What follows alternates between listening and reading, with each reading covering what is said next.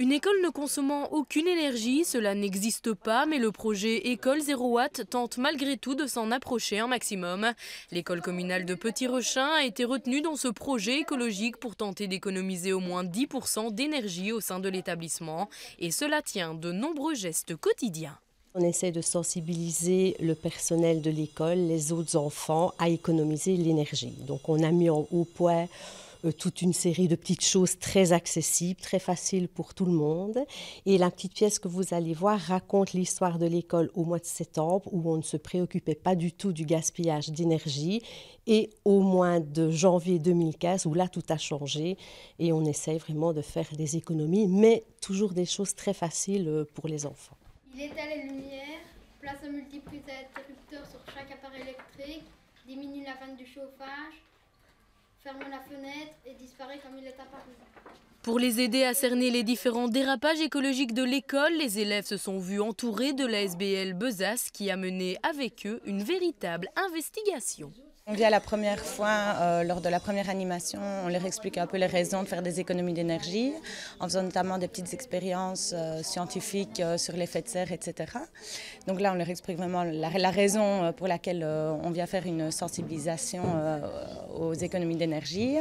Et alors, la seconde animation consiste à mettre en main donc, des élèves des appareils de mesure. Donc c'est eux qui vont relever un peu partout dans toute l'école où il y a des gaspillages. Donc ils font une petite enquête, on les répartit par petits groupes et donc ils constatent eux-mêmes là où on peut faire des économies. Ils ont super bien réagi, d'autant plus qu'ils avaient entendu parler du blackout qui pouvait avoir lieu dans notre région. Donc ils étaient très paniqués, donc très motivés justement à économiser de l'énergie pour ne pas se retrouver sans électricité. C'était vraiment leur première chose au départ. Et on a dû un petit peu recentrer parce que bon, c'était pas le but initial, quoi. Des pistes ont ainsi pu être dégagées pour privilégier une bonne consommation, comme l'utilisation de multiprises avec interrupteur ou encore celle de programmateurs sur les radiateurs et chauffe-eau. Et visiblement, leurs solutions sont assez efficaces et sont à reproduire sans modération.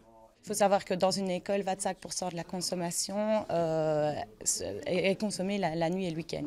Donc c'est vraiment là-dessus qu'on peut agir avec les enfants, donc en installant notamment des programmateurs hebdomadaires donc sur les chauffe-eau, sur les radiateurs aussi des préfabriqués.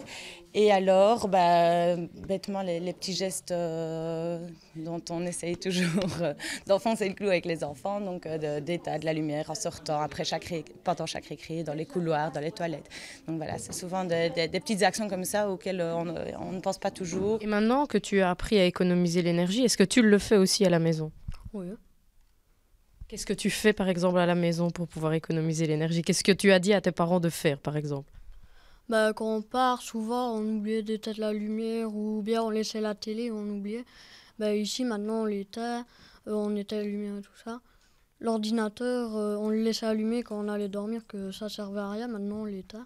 Ces gestes simples ont permis à toute une école de participer à la sauvegarde de la planète. Mais le projet est encore loin d'être terminé. Il reste encore 4 mois aux élèves de Madame Van Moor pour sensibiliser leur entourage, mais aussi encore économiser quelques watts pour une meilleure écologie.